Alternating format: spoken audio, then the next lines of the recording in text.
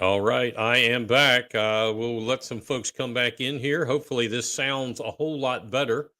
Um, we'll put some banners up. Let's do this. Let's do this. I hear that I'm sounding a lot better, and that's good to know. I'm glad I sound better. I didn't get any better looking. Unfortunately, we've got to get that camera fixed. Honey, we need a better looking camera. We'll work on that. Okay, let's get back to it because this is going to be, we've got a lot of information. Man, this is really good stuff. This is really good stuff. And by the way, I want to make sure because we doing a lot with music and stuff. Could you hear the about a minute and a half music intro? Let me know in the comments section there. I want to make sure all that's working. And speaking of comments, 5 or 6 of you are have been using that. So please tell your friends, use the comments. Let us know what you think. Questions that you have. I don't have to read them on here or post them on the screen. If you don't want me to, just say, "Hey, keep this quiet." Ask me, and we'll talk about it. Anyway, we do have a guest coming on with us tonight. Um, Probably in another half hour, 45 minutes, somewhere in there. Republican nominee for county council in District 11, which is Sea Pine Shipyard area of Hilton Head Island. My good friend Tom Reitz is going to be on here. He's the one that took out Stu Rodman in the primary back in June on the 14th. He'll be with us live. He's going to be pulling into the green room here shortly. Probably sitting back, having a nice coffee, getting ready to come on the air. And we'll talk to Tom Reitz. So, first of all, I know the headline that I put out there was about Alex, and we'll talk about that. But I want to go first. I want to talk about last weekend, the SCGOP, the South Carolina Republican Party, had their annual Silver Elephant Gala in Columbia, as they do every year. What is the Silver Elephant? That's the one time a year the leadership of the party statewide, and then all of the counties and these executive committee men and women get together. They It's a schmooze fest, but they are supposed to talk about new rules and regulations and processes and procedures to be voted on by those in the positions that the delegates to vote. So that's what it is. They have a big fancy dinner. Somebody comes in from usually Washington to talk. This year was Kevin McCarthy, but I understand he was late, didn't even get to talk in the format. It was a complete fustercluck. Um, FCC didn't get me. So anyway, um, there are reports out of Columbia that evening, the next day, several days, from attendees that when it came to the voting of rules and regulations, new things that were proposed by the party, and this was for the membership, the delegates to vote on, um, there was no discussion. There was no discussion. I understand that it's alleged that the attempts to stifle any discussion are out there. And what was the result was establishment politics showed its very ugly head yet once again here in South Carolina. So how does this work? So we have a state chairman, McKissick. He is the state chairman. But when it comes to the convention, that's what the Silver Elephant is. He turns over the reins to a convention chair. Uh, Not to belabor the entire process, but this year's chair for the convention was South Carolina House of Representatives Speaker Pro Tem Tommy Pope.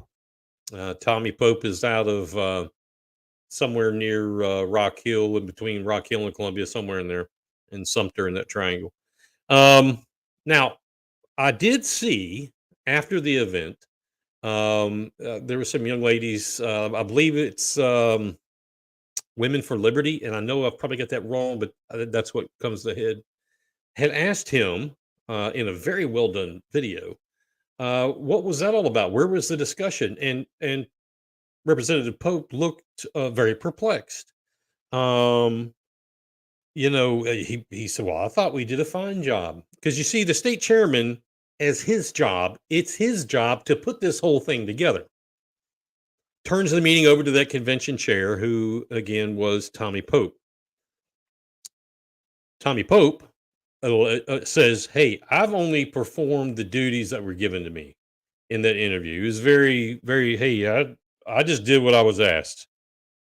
Probably don't blame him for saying that, because there was an initiative to move all of the rules and policies in front of the EC members, or executive committee men, executive committee women, to voting what we call in politics en bloc, ENBLOC, en bloc, meaning all at once under the same vote. And that can be done without exception. The Liberty Bells, thank you, Helga. That's exactly right. Voting in block when it's appropriate and when it's approved is expeditious. It speeds up. It's expeditious to move the meeting along. When you vote in block, or there are other Robert's Rules of Order that you can call to do the same thing, voting with the previous record. Different methods of moving along. It is only appropriate when there are no points of order, no points of personal privilege, and no discussion. Now,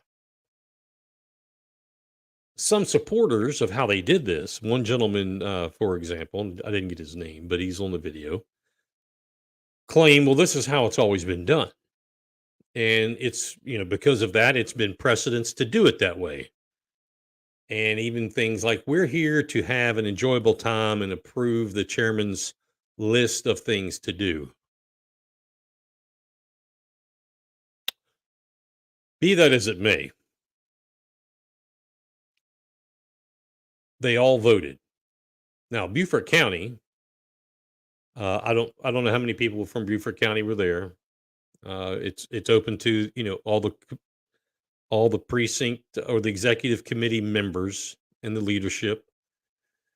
They all voted aye to passing all of these rules changes in block, except one. Helen Spalding of Beaufort was the one patriot who decided, no, we have discussion to be made. We're not voting in block, because that's what we do in this process. There was two people. All right, I stand corrected. I heard there was only one, but whatever.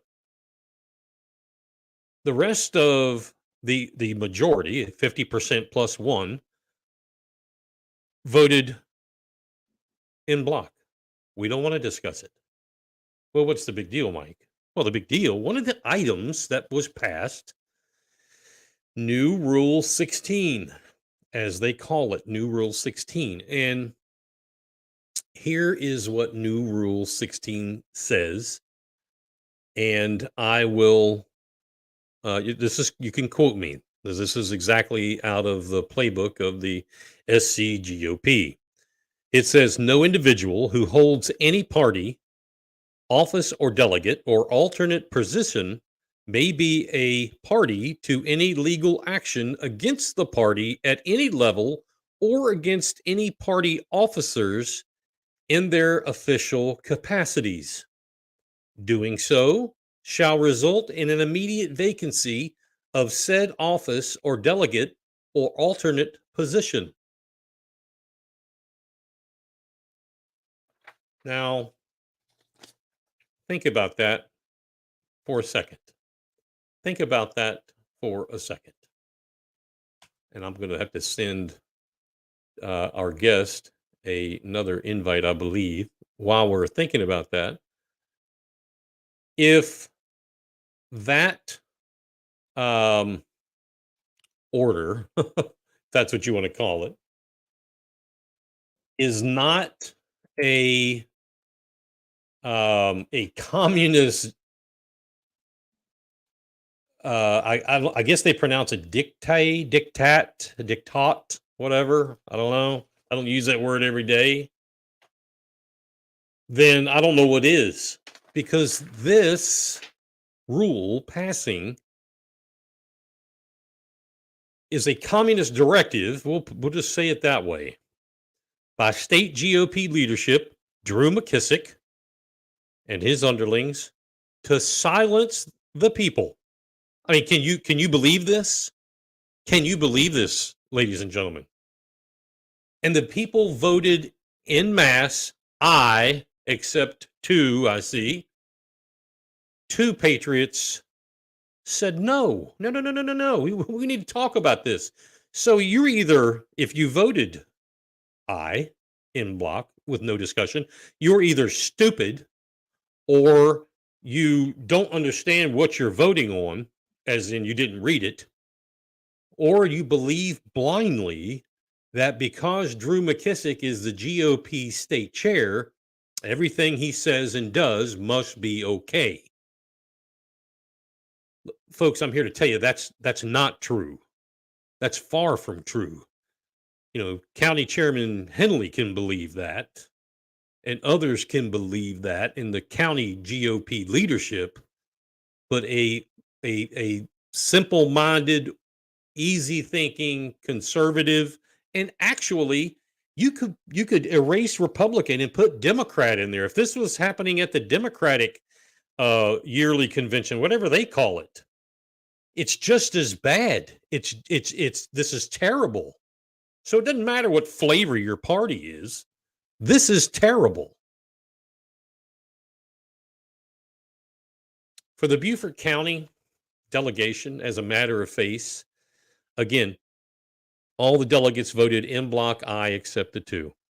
And Helen Spalding, again, I my hat's off to you for being a patriot, whomever the other person is. And I apologize. I thought it was only one. But my hat is off to you for being a patriot and speaking up and saying, wait a minute, let's talk about this. At the state convention, no, yes, only two people out of Beaufort County. Now, I know there are 98 precincts, 98 precincts in the county. And you got the state leader, I mean, you got the county leadership, you've got the executive committee person from each precinct, all the directors.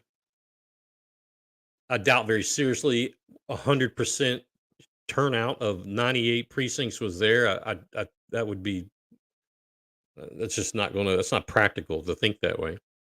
Be nice, but it's not practical. But that's what we're left with.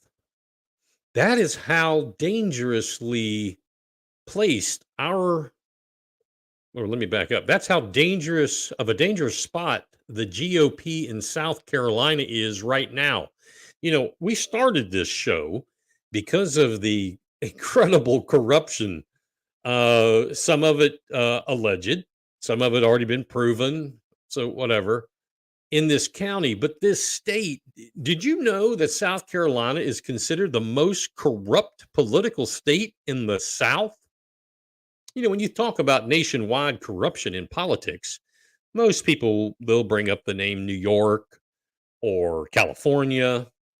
You know, it's synonymous. But in the South, South Carolina is heralded as the most corrupt. And our, because I vote Republican, I'm going to say our, the majority of folks on here, I'm sure vote Republican. Our own party is party to the corruption. So when you hear people talk about, well, he keeps saying the word uniparty. What does that mean? Where did he come off with uniparty? Because they're acting just like those who we disagree with, generally speaking.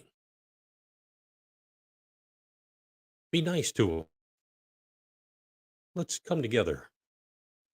Let's sing. Let's hold hands and sing Kumbaya. That's another way of saying your opinion doesn't count. And that's not what folks like Thomas Hayward of South Carolina thought when he signed the Declaration. That's not what George Washington Ben Franklin. I mean, keep naming them. That's not what they had in mind. We're just going to get along with the English because that's the right thing to do. Now, they were pissed off. They were pissed off enough to say, you know what? I think I'm going to go take a little boat ride and go somewhere else because I've had it up to here with taxes. I've had it up to here with no freedom. I've had it up to here with the government in my business. Does this sound familiar? Does this sound familiar? Is that where we are today? Have we become what England was? Some would say there's a little bit of yes in that statement. We fought for it then. We should fight for it now.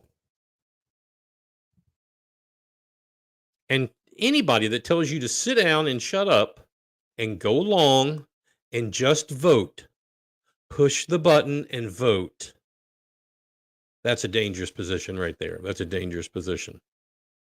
So there was another rule change along with this communist rule that says if I just read it, if you have a problem with any, if you're on the state, you hold a party office or a delegate or an alternate, and your party any legal action at any level in any capacity, you're done. You're done. So we have another rule change, very similar, as a matter of fact. This next rule change was a strike and delete. That means for those of you who don't, follow Robert's Rules of Order, if this is a law, this line right here, you're going to strike it, you run a line through it, and you delete it and you replace it. So it was a strike and delete rule from Rule 7D5, Rule 5E5, and Rule 4D2.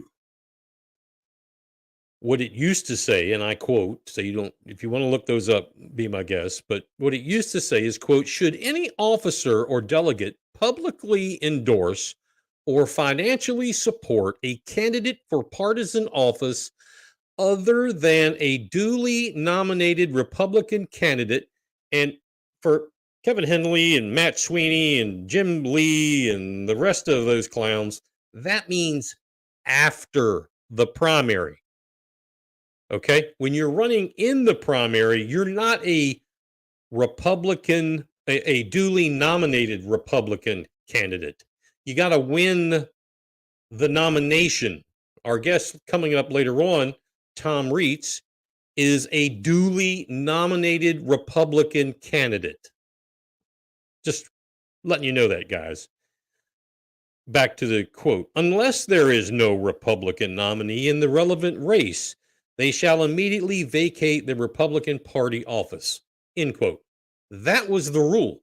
That said it all. They changed that to this, quote, any officer, delegate, or alternate who publicly endorses or financially supports a candidate for partisan office other than a duly nominated Republican candidate, again, meaning primary winner, unless there is no Republican nominee in the relevant race, shall immediately vacate their Republican Party office.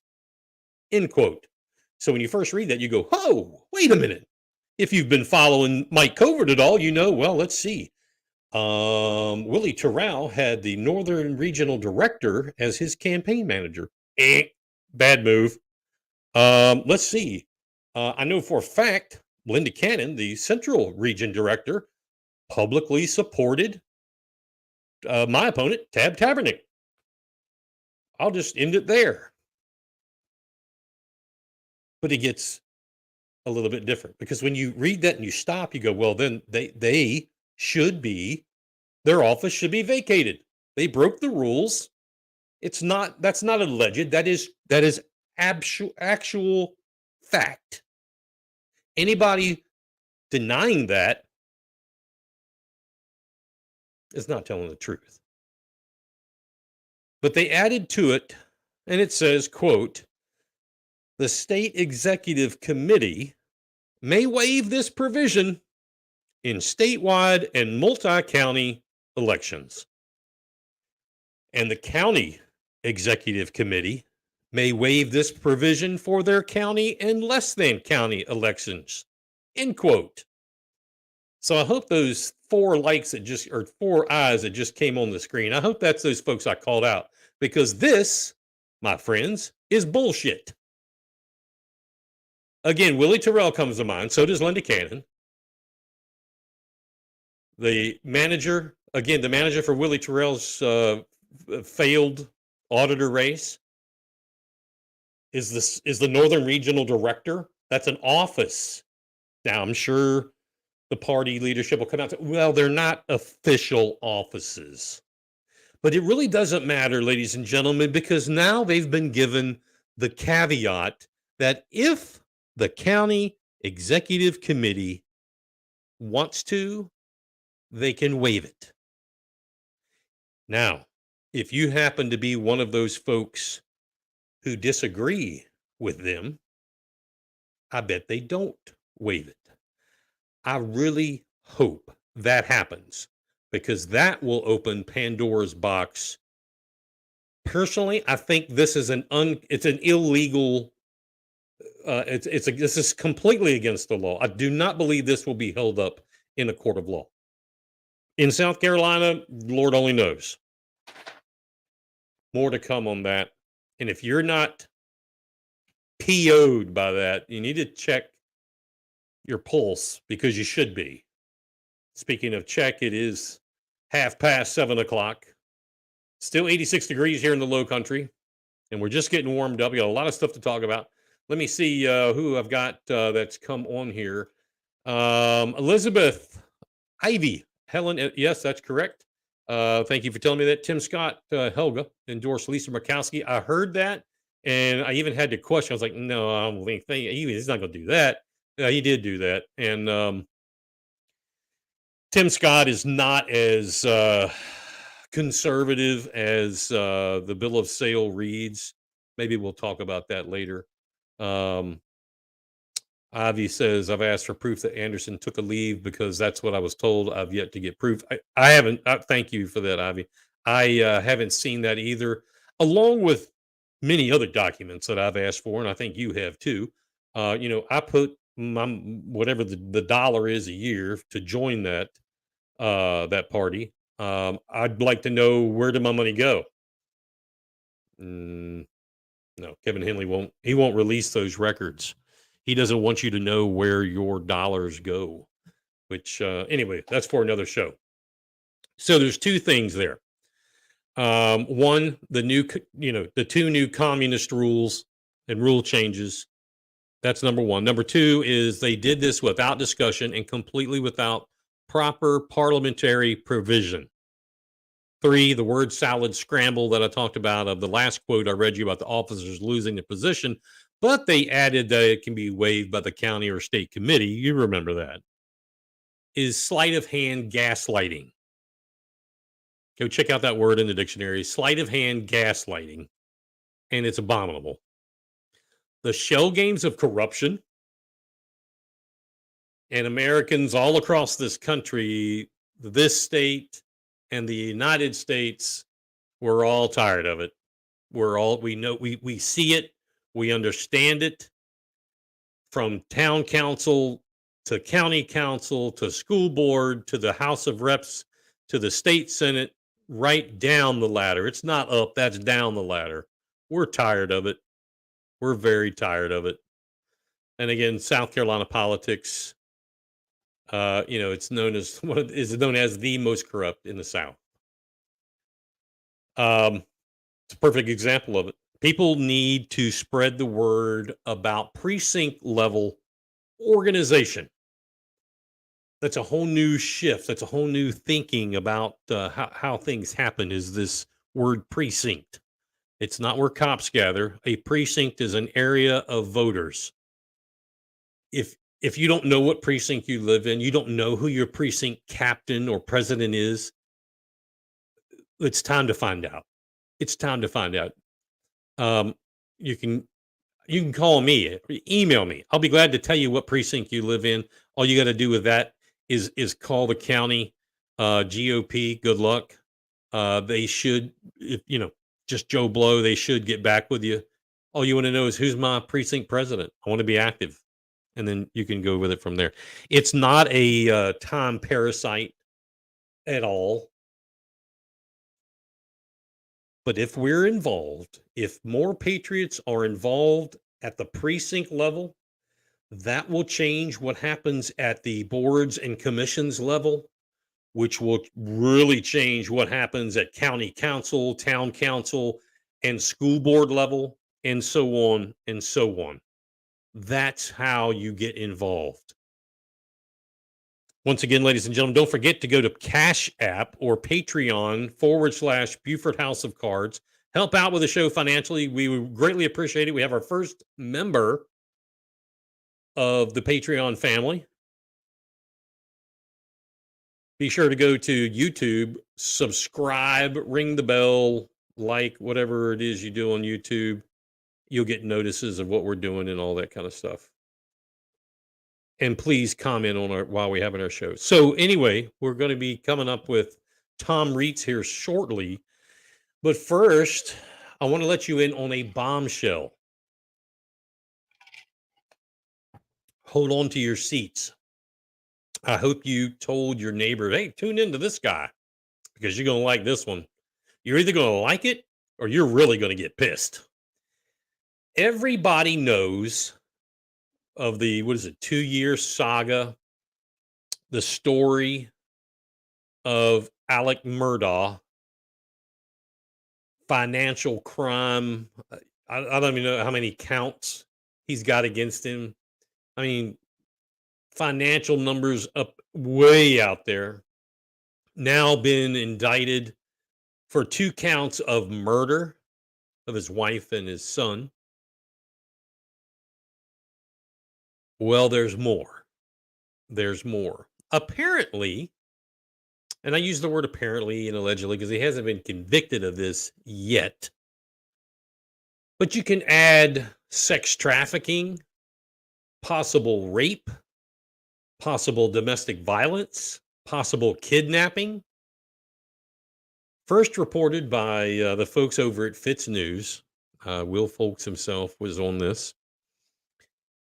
Came out with a report from a young lady, and there was a video of her in an interview. Everything was above board, and I applaud Fitz News for how they did this. The young lady's name is Lindsay Edwards. Lindsay happened to live in Beaufort. Once again, Beaufort County is right down in the middle of this corruption. This young lady was a single mother of, I don't know, it was two kids, I think it was at the time, 2 or 3. Hard time making ends meet. Again, lived in Beaufort. Began dancing. Apparently she had a penchant for dancing. That led to adult dancing. She came forward with the storyline of how she was trafficked sexually, how she was raped, beaten, strangled, choked, all allegedly by the disgraced now former lawyer at least 4 times.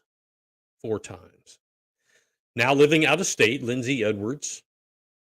I would imagine she looks to be, I don't know, her late 20s, probably. I guess. I don't know.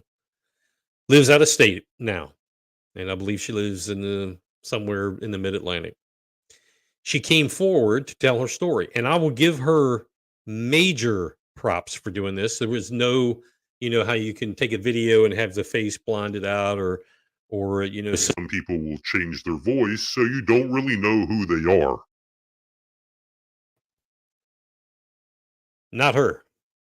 Not her. It was raw right there. Anyway, she got into exotic dancing, living in Beaufort. She, in her story, said she danced on Hilton Head, talked about the folks who would visit the facilities in Hilton Head. And that's where, between there and Charleston, she also danced in Charleston. She met a lady, didn't give her name, who talked her into doing private dances, um, along the lines of lap dances or etc. Talked her into it, promised her some pretty, substantial sums of money. And it wouldn't take much with a single mom of two or three, um, to really turn somebody's eyebrow, I believe. I don't know, but I believe.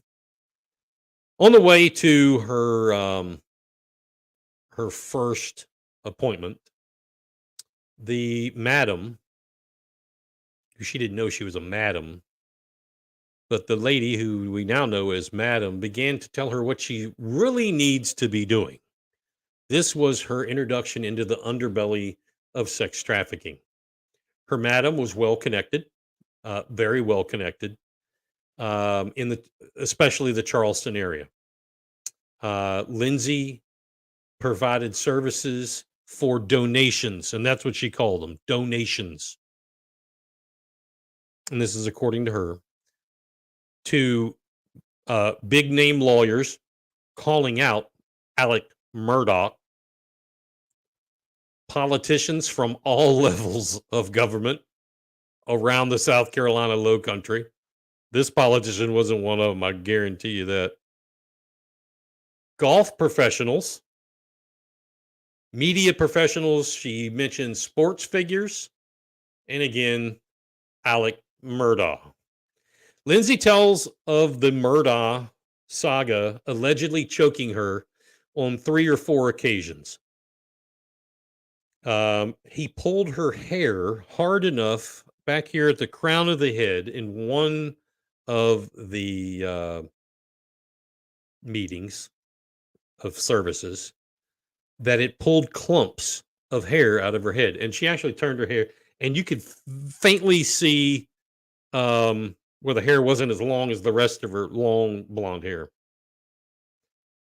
She talked about bruising on her arms and her legs.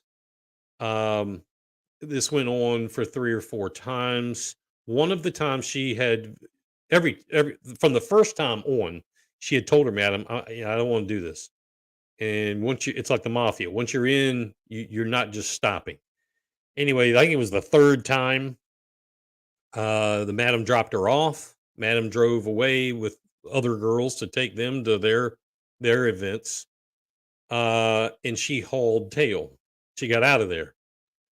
She had an Uber waiting on her. She had him go back to the madam's house, drop her off.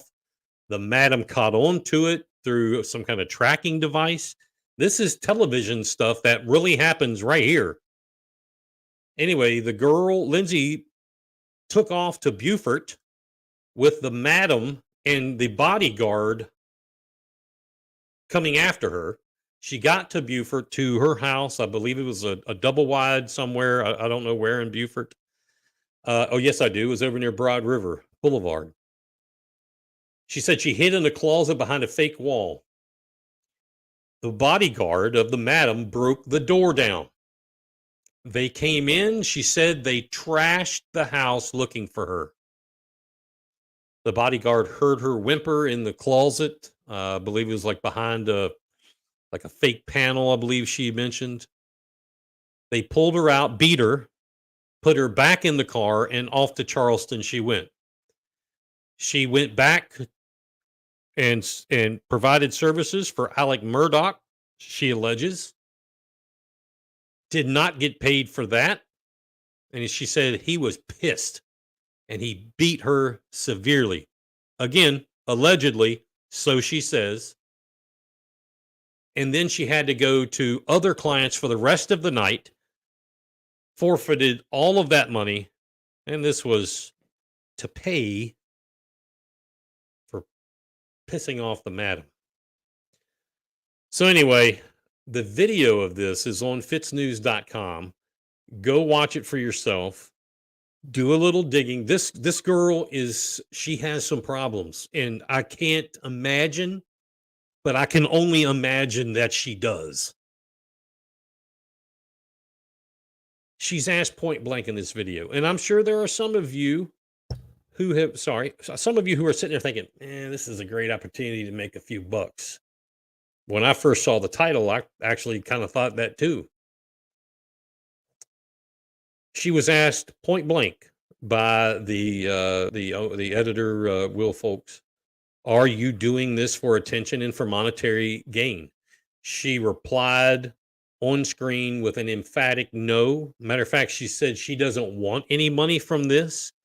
She wants to bring attention to, she said, the overwhelming number of girls that are sex trafficked in the Charleston area. And she also she is a very pro choice advocate, and that's part of her agenda as well. She said if she were to receive any money, she would give it away to places that could help these women who are being exploited by alleged perverts and pedophile type behavior that she mentioned of the former lawyer. She said the other girls. She said that several times, the other girls. You could tell there was a close knit. If you watch the body language, it was definitely there. It was very raw. She said the other girls are still being trafficked and exploited. She said that, she was asked, what should, if Murdoch's ever found guilty of this or whatever, she said, he needs to suffer the same punishment she's had to deal with, obviously physical, but also emotional, spiritual, and more. She was very, very raw. This was not a animated acting job. This was very raw. Wow. So what do you make of this as we get ready to go into we'll get with Tom here in a second. What do you make of this? I want to know, who is the madam? Who was the bodyguard? Okay, this stuff is brought up. Well, now let's get to the bottom of it. Who else is involved in this low country sex ring? She said that there were politicians, all levels, involved in this. Well, let me tell you, boys and girls, that's a no-no. Who's involved? I really, and I hope what I'm getting ready to say is wrong. I hope later on somebody says, man, you were way off base. I wouldn't be surprised at some point with this story coming out, like as hot as it is. I wouldn't be surprised if some people that fit those categories that she has accused, okay, either come up missing. I wouldn't be terribly. I would be shocked, yes, but I would not be surprised if there is a notice of a suicide. The most cowardly act ever. I would not, knowing what I know with the way things are,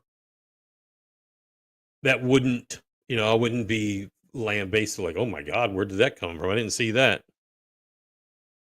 Because the heat could really get amped up. Okay? We are amping up heat on corruption locally. There are others that are amping heat up on different angles. This is another angle. Alec Murdaugh, yes, he's allegedly killed his wife and his son. He's ripped off people all across the state for millions and millions and millions and millions and millions and millions and millions and millions of dollars. If all of those come back guilty, the guy's a scumbag of the worst disease. This is even worse. I have no pity on somebody who sex traffics, rapes, kidnaps, is domestically violent, and whatever. The list goes on. I have no respect. Zero. I had none for him, and now I've got even less. Anyway, it's yet another twist to the corruption going on. So I reached out to Lindsay, and her attorney is Justin Bamberg over in he's a South Carolina rep in the Midlands. And I asked her, I said, "Hey, I would love to have you on here. I'd love to talk about it. This isn't a media grab. This is from one end of Beaufort County to the other. I'd like to share your story. If you want to get your story out, I have a platform, albeit, you know, it's not a huge one, but I can get your story out. So we're going to work on that. Giving light to the crimes of corruption. And now we have crimes of humanity. All right. Let's see something here. Ivy, I've asked for proof that Anderson took. Oh, we already did that one. Sorry about that. She also mentions that precinct reorganization is a must. Yes. Skip Hoagland. Good evening, Skip. Good to see you on here. Skip says a swamp is a beautiful place where nice creatures live. Beaufort County is a cesspool of incestuous backslapping, backroom dealing corruption. I couldn't have said it any better. And actually, I think I've said exactly that before. Skip, you are as 99% of the time, you are on point without question. It's amazing the depth of the cesspool around here, and your platform, this platform, other platforms. We're getting it out. We're getting it out one at a time. Appreciate you being on the show. Please give my best to your bride. Ivy, she also accused the mayor of Charleston and his brother in a TikTok video. Well, that would not surprise me, only because of the fact she said all levels of politicians in this area. So I don't know those gentlemen, but I'm not totally surprised. So anyway, it is 10 minutes before the hour. Want to bring on here my good buddy. Oop, let's go back up here. Tommy, can you hear me? Loud and clear, Mike. Ladies and gentlemen, I had to get a quick drink there. My guest here now, this is Tom Reitz. Tom was the winner of the Republican primary in the 11th district here for county council in Beaufort County, taking out a long-standing, very controversial, alleged corrupt-ridden county council member, Stu Rodman, in that district. And believe it's mostly Sea Pines and Shipyard areas. Tom Reitz, welcome, my friend. Thank you very much for having me. It's a great show already, and I don't know why you want to bore everybody with me, because your show is unbelievably packed tonight, Mike. So thank you for having me. Well, it's only packed because we have good guests on here, folks like you. We dig all week long. We dig on stuff, and of course, having been on county council previously, I know where a lot of bones are buried. Some of this stuff, like I just mentioned, the story about Alec Murdaugh, the alleged rape and all that. That's extra. That's cream that never got scooped out of the bowl. But I want to talk about you. I want to talk about your victory. Have you had time to take a breath and enjoy that victory over Stu Rodman? You know, there's days that I absolutely sit back and say, meeting so many incredible people, what we accomplished was definitely outstanding. And I don't know about taking a break, because I think we have a tough opponent come November 8th. But one thing I learned, Mike, throughout this process is that the people, you and me, and the people that you deal with on your show and all over this beautiful county, they starve for this attention to be heard and to have a strong voice in their government. So I got to tell you, it's been a challenge, but I just love it, and I think I like it more now than when I started. Let me ask you, because Rodman is coming off council, you're going on council.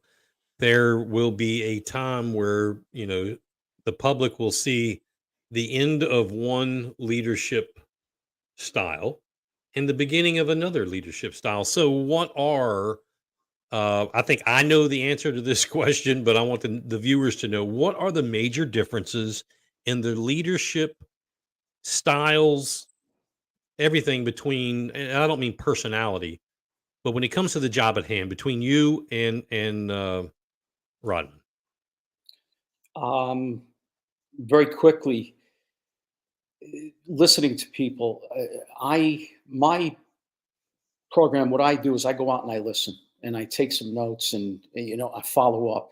And one of the things that I learned on this journey was that even though my opponent lived here, I think since the 60s, there are communities in District 11 that I'm running for that he's never set foot in or never talked to the people. So, one of the key things that I think is different and that I've learned from the people, and I've never really met my opponent other than to pass them in a room, um, is respecting people, listening, and caring about what, they're going to hire me to do a job, and I have to know what matters to them, what they're all about, and to do that job. And I think that's the number one thing right there. Well, let me, in all fairness, um, I met you at the beginning, really, of the Yep, primary, you know, you uh, sure did. pomp and circumstance, I remember and well. and I remember the conversation I had with you. Were nervous. You were nervous like a cat in a room of rocking chairs about speaking, and I told you then. I said, "Look, Hmm. don't worry about it. These people here, they're not in your district. Don't just forget about it. Just keep doing it and keep doing it and speak from your heart. Tell them who Tommy Reitz is, and Hmm. you'll win." And you won. He's not your opponent, though, Tom. He's now a constituent. You beat him. You earned the title of Republican nominee, and I'm proud of you. Mike, thank you. I remember that night very well. It was north of Broad, I believe, at a deli. Um, I don't know how to even say what took place, but the what I took away from that was our discussion, and a couple others that were there. Um, the mayor up there. I I froze that night, and I got to tell you what I learned from our discussion going forward, listening to the people, and having many, many opportunities to speak. It became, I don't want to say easy for me, but enjoyable, to where, to have a good discussion and talk about items, even though sometimes we may disagree on some things. You move forward and you take all of it and you dice it up and make the best choice you can. And I got to tell you, that night is clear in my mind, and I thank you very much for your support. Not only that night, but going forward. Yeah, well, I knew right away. I said, this guy right here, this is a winner. Wow. District 11, what are some of the key needs that the people, want, need, et cetera, in District 11? What's going on in District 11 that you need to address for them on county council? I think very quickly, we need to continue to fight for a great decision for the corridor, the 278 corridor. I attend many meetings, and this past Monday, I heard our senator, Tom Davis, strongly state there will be time, there will be an independent review. And if you take a look at Beaufort County, and there's some people in that area, Steve Bear, Grace Smith, and others that took up a cause to put a pause to the quick rush of whatever was going on there. And to this very minute, there's a lot I have to learn about that whole situation. But one thing I do know, with you, with Tom Davis, with other county council members, town council members, and I want to talk to you about that as well, town and county, if we have a chance here tonight, what I mean by that. But if we work together and we have that independent review, I got to tell you, I think we can ensure the aesthetics stay where they need to be. Anyway, that's just one. There's workforce housing. There's so many things, but go ahead. Well, speaking of aesthetics, obviously, we all agree with this. We live in a beautiful, wonderful, highly desirable place, a diverse place. Possibly, this is one of the most diverse um, places in the state, to be quite honest with you. Narrowing it down a bit to Hilton Head Island, The island in and of itself is quite diverse. Now, you've got someone, or you've got some of the most luxurious oceanfront, the magazine, picture homes, etc., in the country, in your district, in your island. Yes, sir. And you also have, or your 12 square miles, as it is. You also have, the very first Freedmen's Village, Mitchellville, where schooling first took place Mhm. for enslaved folks on the island. And you have even Indian ruins predating that, way pre Civil War. How how do you balance? And it's not one thing or the other. How do you balance taking care of such a diverse area? Number one, I think something that I live with, that I live with every day, is this protect and preserve. And I think everybody that I talk to, including you, including the people that in all these communities that you just mentioned, they do the protecting and preserving as well. I didn't make that up. But to your point, really, it's unreal. This journey that I took for the primary for District 11, somebody connected myself and Eric, with La Isla, and Camilo, with that run this. You talked about magazines and all. La Isla is one of the largest subscribed magazines in this low country. Um, Really, really important. Something that I learned that I want to share with you tonight, and it's probably the first time publicly that it's coming out. In all the years, this Hispanic community, and it's made up of many different communities, Hispanics. They've never had a voice on county council. I'm I've had several meetings already, and I don't want to put the cart before the horse. I really want to win November 8th, because uh, we have to all come together, all these communities. And Mike, before I forget, I got to tell you this: your show is not going to be just North and South Beaufort. It's going to expand. You're going to go national. You One of the biggest things you do that I really like about your show is the history about our Beaufort County and Hilton Head Island. Don't ever stop putting those facts out, because I'm telling you, that's what draws a lot of people. That's what draws me. But Mike, very simply, we have a lot to learn, this grasshopper, no doubt. But one of the key things, if we focus on each other and listen to each other and get to know these communities, get to Mitchellville, I'm talking to Alex Brown. Mhm. To me, one of the key things I learned as well is we have a town council and we have a county council. And in the last 3 years, and somebody correct me if I'm wrong, these groups of people have been together maybe twice. Town and county council people that actually are supposed to do the people's business, they have so much ego stuff going on, they haven't spent time together. I've been meeting with an awful lot of people, county council members, that, town council members. And one of the things I'm talking about is, can we please, with the start of the new session, whether I'm there or not, and I pray that I am, come together, get to know each other. Because if we work together, these people of this incredible county are going to benefit big time. Well, Tommy, I appreciate hearing that. And let me tell you, if you continue to put the people's visions, the people's needs first, you'll be successful, because this is, you are as you've heard me say, you're the people's representative to the Oh, government. You're not the government's representative to the people. Um, yes, sir. those two bodies and any other town, insert name here, should be talking more.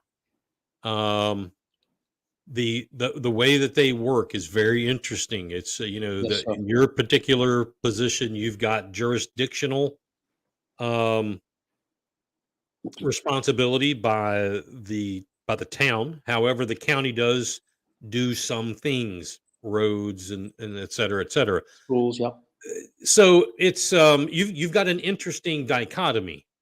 So does anyone else, that lives in like the city of Beaufort, that has to deal with city government. So it's not easy. It's not easy. But let's move on. Let's talk about the future. Mhm. Um, your opponent come November, Kathy McClellan. She's a super nice gal, super nice. She ran against. She's a very progressive Democrat, in my opinion, and Okay. that's not derogatory. It just is what it is. Her background is law. She ran against Larry McKellen. She's McClellan. He's McKellen. Uh, um, what 4 years ago or whatever, and lost. So, I think what separates you and her is vast. You're a conservative. She's not. But what between you and her is similar? A lot of times we talk about, well, I do this, but he doesn't do that, and so on. What what similarities do you all have, but that you feel you're a little bit better at? Well, Mike, I tell you, I hear a little echo there. Um, as in the primary, I did not know very much about my opponent then. This Kathy McClellan, I heard she's a wonderful person. I have very little knowledge of her right now. I'm going to study up and all, but I can't believe that we wouldn't be, feeling the same way about this incredible. You talk to 12 miles, but I think this Beaufort County is probably one of the best counties in the country to live in. Again, I'd be hard pressed to find that she thinks differently in some of those areas, but I imagine we do. So, but to answer your question, I don't know much about her right now, and I'm going to learn a lot. But here's what I'm going to focus on with the people. I want to listen to what matters to them most, focus on that. And I think by doing that, it's going to be a change without a doubt, because that's one of the biggest things I heard is that the people, the residents, the constituents, they do not have a strong voice on county council. Right. That's going to change the first day of our administration, without a doubt. So again, I'm going to focus on that, and there's going to be a number of people that will talk about our differences, and I embrace that. When I say protect, I go right to, I think, taxes. I listen to the people, and I say, holy cow, let's, if we do something, number one, how does it affect everything, the environment, our people, but does it keep our taxes low? That's number one. Go ahead. So you bring up a good point there, and again, this is Beaufort County House of Cards. Glad to have everybody here. It is about 5 minutes after the hour, and we're going to go. We usually go till 8:30, but we'll do whatever we have to do to get all the stuff in. I want to talk about taxes for a second, and it just a light bulb just went off, and I don't know if you've had time to really digest this part of it. A lot of folks don't really understand this, and what sparked this was seeing a comment that Skip Hoagland had left earlier, something that he's been talking about for years, and not only Beaufort County but in Florida and up and down the coast, and he is right. Now some have said, his delivery may not be on point. That's his issue, but he's right. And the issue that I'm speaking of has to do, and you're not up to speed on it, that's fine. You've got plenty of time. But is tax money, okay, accommodation taxes, hospitality taxes, those two forms of taxes, which, by the state code, there are certain numbers of dollars that have to go back into the community as an accommodations tax, as a hospitality tax. And then there are the subject of DMOs, or designated marketing organizations. I think as you study this, you'll be quick to find that most, if not all, of the governments in Beaufort County, towns and the county, do not put this out to bid, which is a violation. They're giving millions and millions of dollars on the dole without any oversight.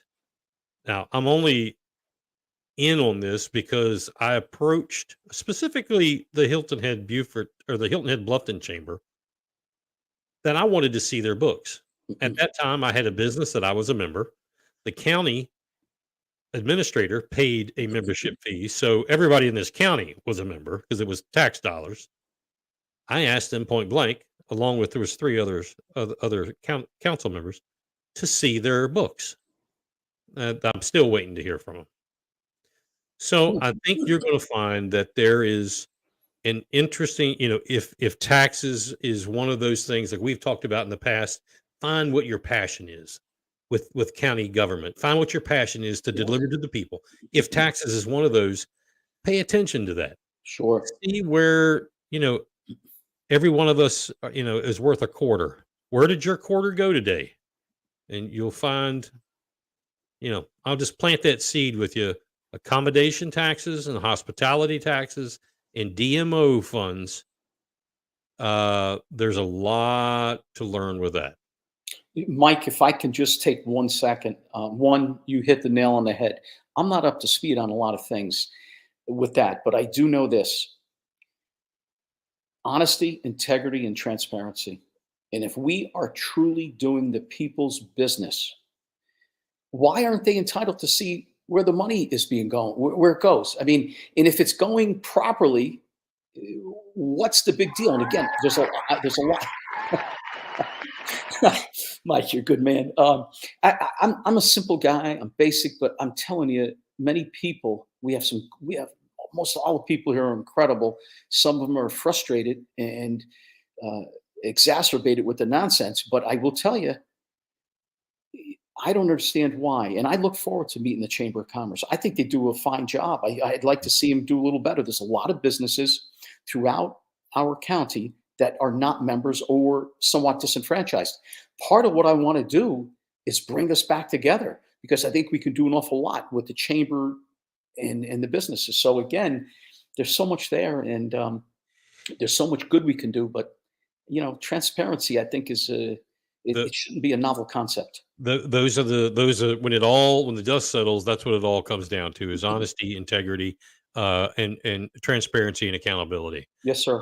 I will add that, and this is my opinion. Maybe others would disagree. I mean, you can disagree, whatever. That the Chamber of Commerce plan, the program of chambers of commerce, I think is outdated with the advent of the internet. And, it's like a travel agent. There are probably folks that obviously still use a travel agent. Or you can go online and you do the same thing. It's whatever you want. I think the need that we had in the 70s, 80s, 90s with chambers of commerce, when it comes to tourism, we're past that. A chamber of commerce for the support of local business, absolutely. Yes, sir. But I mean, that's a whole nother show. Tommy, as always, I appreciate everything you're doing for Beaufort County. I sincerely appreciate you being here with us. Tell folks how they can contact you, contribute to your campaign if they'd like to. Tom at tomhhi.com. They can get me that way. I'm going to meet them on the street. I'm going to meet them, and they can invite me to different places without a doubt. But just reach out to me through those channels, and I will gladly answer any question, answer any email. You have a Facebook page, correct? Yeah, we do have a Facebook page. And I think that's, they just search Tom. Is it? Yes, I'm getting Tom that for County Council, I think. I know Tom your Reeds for email. Beaufort County Council. Say that again. Tom Reeds for Beaufort County Council. Tom Reeds for Beaufort County Council, and I think I have. Let's take this down, and I think I have somebody. There you go. There's your. How about that? Nice. And Tom Reed.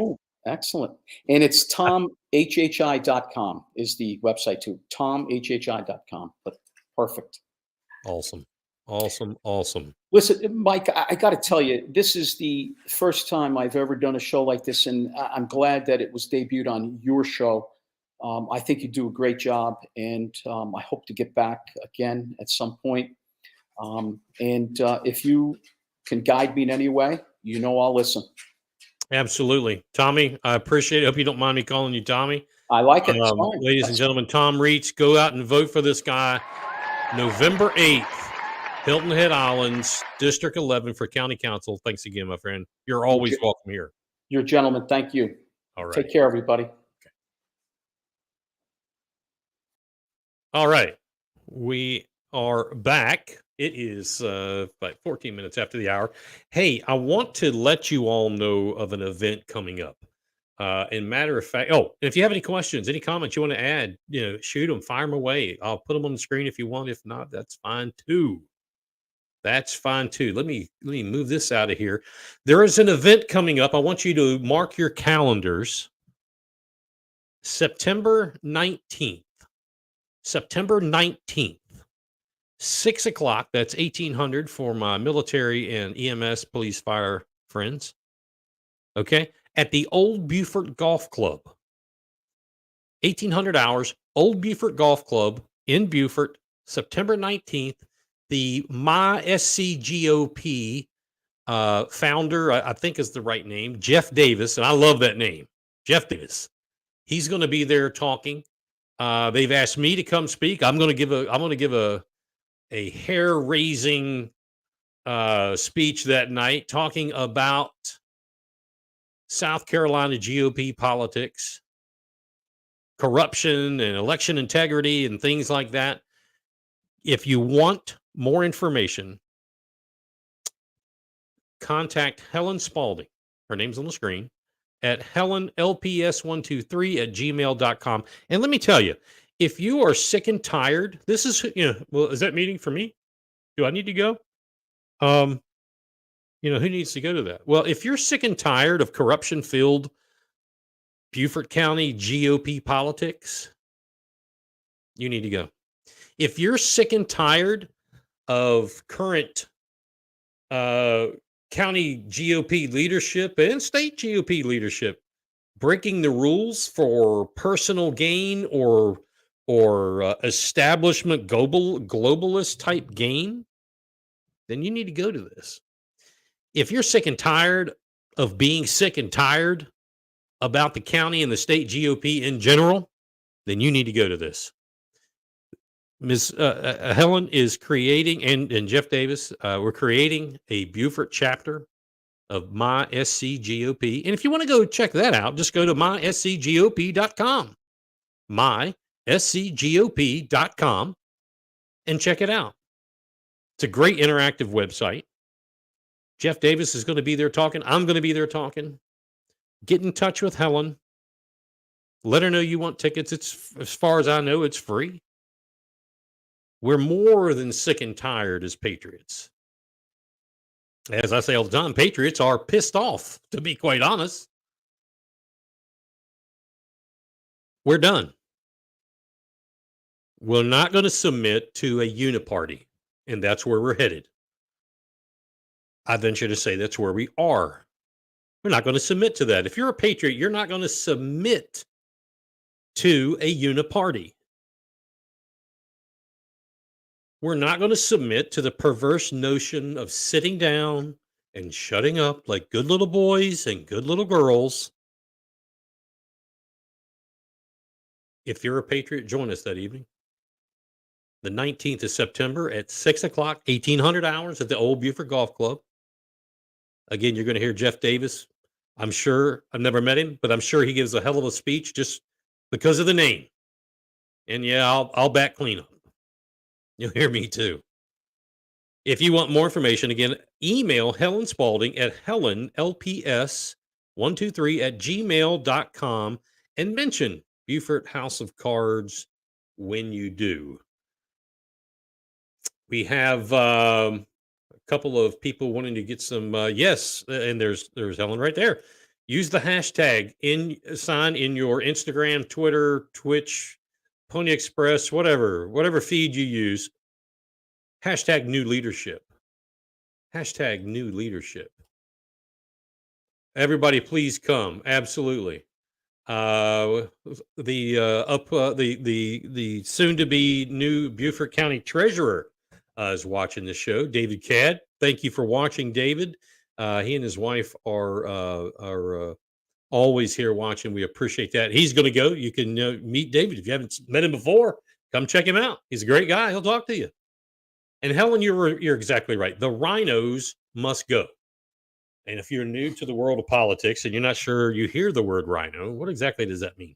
That is a Republican in name only. And get this, get this. I was out of town this week up until this morning and flipping through some news channels. And one was one that I don't usually watch, but I like to watch it because it just reaffirms how right that I think I am. Now they're calling them dinos, Democrats in name only. What is this world coming to? Avi says she is excited, absolutely. And David says, oh, what did I say? I thought I said auditor. Hell, I probably said treasurer. Anyway, he's the new auditor. Julianne, we will be there most definitely. Awesome. Glad to hear that. Tell your friends, tell your neighbors. And then, as I always say, go tell your friends' neighbors and get them out there on the 19th. So, Tommy Reitz, what a great guy. What a great guy. We got a little bit more to go. Just a little bit. We'll let you go for the evening. Some other stuff going on, and I'd like to get some feedback. I'm actually going to ask for some feedback. I did say treasurer. How about that? Wow. Anyway, I want to get some feedback from you. One of the things I've been working on, and I ran it past my wife, and we're still talking about it, and I thought I would talk to you, get your opinion. One of the things I've been working on is the possibility of putting this show on a broader spectrum in the format of an internet radio station that also features podcasts. Yes, there would be music, as in a typical, not terrestrial radio, but music in a typical platform, but there would also be podcasts. They would be shows. Obviously, the 7 o'clock hour on Thursday nights, that's our show, and that's going to be. But there may be even other podcasts, and I do mean plural. There are a lot of folks out here that have podcasts that are conservative minded that would be awesome to share with you. And I think this would be or could be the avenue to do that. I am thinking a music genre of what America is to me, and that is blues, country rock, country pop, and classic rock. To me, that's what America is. Most radio stations, we focus on jazz or blues or Leonard Skinner, whatever. Obviously, you're only getting a certain tunnel of people. I'm thinking about what America is, again, to me. Somebody say, well, you're kind of a bourbon, blues, and bacon guy. Absolutely. And that kind of goes around with, blues, country rock, country pop, classic rock, morning shows. Who knows? Maybe some syndicated stuff one day. I want to have your thoughts. Give me your thoughts. Send them to me over Facebook, YouTube, Twitter, here. Email me. Stop me on the street. Alan, Talk One Radio. Absolutely. I mean, that can certainly be done. You know that. And I would absolutely, I'm telling you right now, I would love to provide the format to put Talk One Radio on a radio station, an internet-based radio station. Would absolutely love to do that. Would absolutely love to do that. So anyway, give me your feedback. Let me know what you think. Mike Talmadge, Billboard. Yeah. If you want to donate a billboard, that's fine too. We can advertise that way. Until then, go to Cash App, pound or $ M Covert 1581. Help us out where you can there. Or check us out at patreon.com/Buford House of Cards. And get a membership. We'd love to. That's going to take off, and that's going to be huge. That's going to be huge. If you followed me when I had my business, one of the things that I did for marketing, and I'm not a marketing guy, but I was pretty successful at this. Anyway, I made it I said to myself, if everybody in Sun City could walk around with a T-shirt of mine on, give it to them, wouldn't that be a real bad thing? Because when I started the business, Sun City was a big focus of it. And lo and behold, after a few years went by and I was giving away T-shirts, everywhere you went, you saw my company's name. Well, the same thing is going to happen if we decide to do this. Come up with a name. This radio station, we're going to take it, and we don't do things half-assed. Anyway, next week, we talked about this for twice, and we had some scheduling issues. But next week, there is. Let me click this over here. Next week, we are going to have. Why is that not working? Next week, we are going to have County Council District 6, which is Pritchardville and half of Sun City.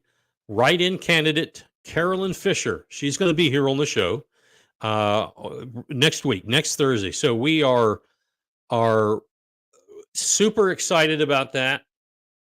And I'm like literally biting my lips, wanting to tell you more about possible write-in candidates for District 4, which is Port Royal, and District 9, which is half of Bluffton and Palmetto Bluff.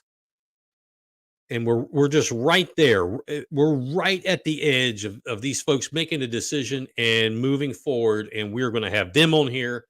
And that will be 3 that I know of that I've had an influence with, write-in candidates, because we are tired of establishment globalist on a local molecular level. We're tired of it.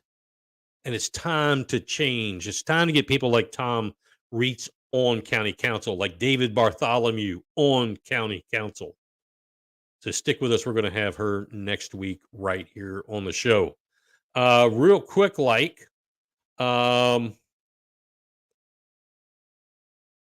absolutely, Tom. It was a great night. It was. We appreciate you being here. Thank you, David, for your comment. I have one thing. Let's move this. We are at 25 minutes past the hour and coming up to the end of things here. I want to there we go. There we go. I want to leave you with this.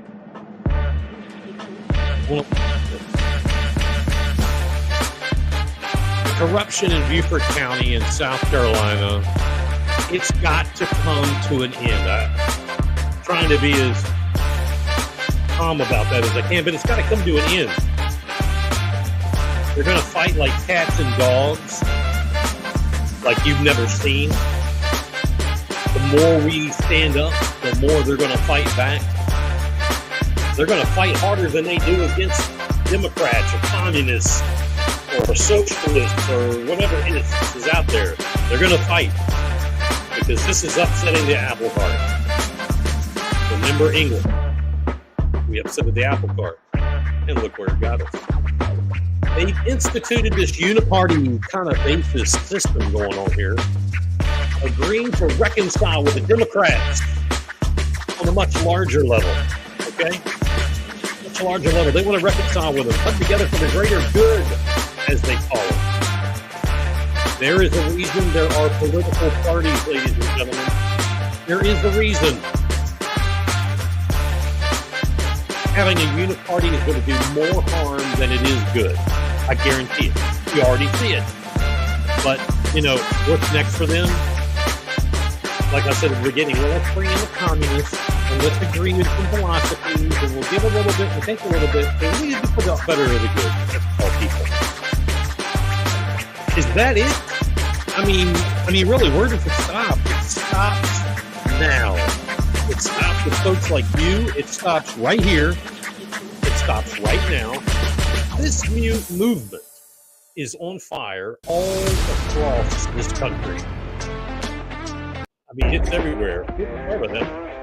This movement is on fire happen in our own state. Lexington County, Charleston County, Anderson County. I think there's one more, but I'm not sure. The state's meeting is happening. The GOP in those counties said enough. They're voting Senator Lindsey Graham, which I agree with. And they also said we're voting to decertify Joe Biden, his victory, because information has come out. It's evident. I saw it. I wasn't a full believer until it happened to me. I saw the scam electronic scam. I had to deal with it. It was part of my election, part of my loss. It can happen here. It must happen in Houston County, ladies and gentlemen. It's got to happen. People, like Henley, who's the GOP county chair, McKissick, the state chair, Henley is a lackey of his. They've got to be removed. That's right. I said it. They've got to be removed. You've got to get people like your executive committee members on board, have a set of cojones, stand up, remove these people from these offices. His henchmen, all their henchmen, they got to go. Every precinct got to be reorganized. And if it's not already organized, it's got to get organized. I know folks out there that are listening to this can and will get involved and become precinct leaders, precinct presidents, precinct captains. Every precinct must be organized as patriots that desire an America First platform. I invite you to join myscgop.com. Go check it out. Join them. Get involved. Come out in September. The event at the Old Buford Golf Club, rather. And hear Jeff Davis and myself speak. Get involved, ladies and gentlemen. We love you, Beaufort County. We love you, South Carolina. We love you, America.